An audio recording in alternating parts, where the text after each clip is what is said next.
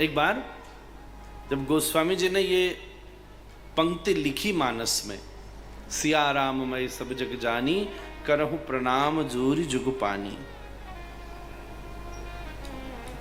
जब जा रहे थे तो एक रास्ता में सोचा थोड़ी देर आराम कर रहा हूं अब,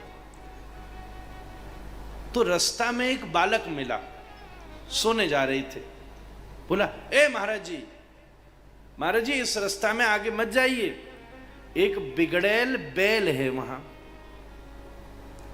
गोस्वामी जी बोले, लड़का क्या समझावेगा मुझे?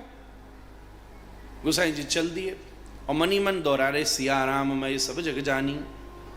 सामने से बैल आया तो एकदम गोसाई जी सोच रहे कोई बात नहीं, सिया राम मैं सब जग जानी, और ये लाल रंग को कपड़ा और पहन के आए,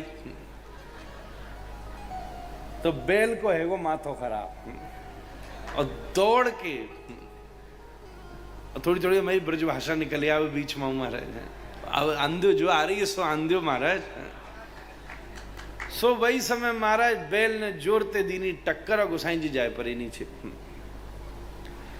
वही समय आराम करने की जगह वापस लौटी अपनी कुटिया में और मुंह फुला के बैठ गई कि ये चौपाई तो हमसे गलत बनी है, ये तो हम बदलेंगे। ये क्या मतलब हुआ? हम तो प्रणाम करने लगे, सामने से बैल को देखकर उसने ठोकर मार के हमको गिरा दिया। उसी समय हनुमान जी प्रकट हुए। गोसाई जी बड़े भावुक, हम जो लिख रहे हैं वो तो हम तो लिख ही नहीं रहे, हनुमान जी आप लिखा रहे हो हमसे, तो हमारी तो समझ में आई नहीं। हनुमान जी बोले, गोसाई जी ये चौपाई ये पंक्ति 100% ठीक है। वो कैसे? बोले आपने थोड़ा सा यहां समझदारी कम दिखाई। बोले क्यों? बोले आपने विपत्ति के समय आते हुए बैल में तो सिया राम का दर्शन किया, पर वो बालक जो पहले कह रहा था वो राम जी खुद ही बालक के रूप में आके बोले थे कि बाबा मत जा भीतर। अब ये कैसी बात हुई?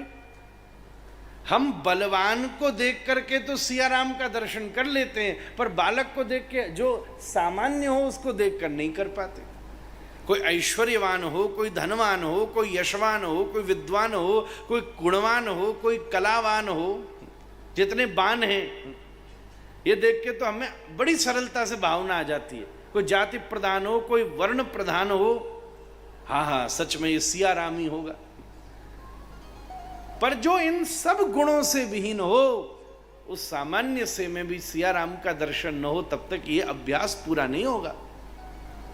हनुमान जी बोले, गोसाई जी 100% ठीक है, आपने वृषभ में तो सिया राम का विचार किया, पर अगर आप उस बालक में भी सिया राम का विचार करके उसकी बात मान लेते और वहां नहीं जाते तो आप बच जाते। हाँ गोसाई जी बोले, ये तो बात सही है महाराज, हमने अधूरी आज्ञा मानी।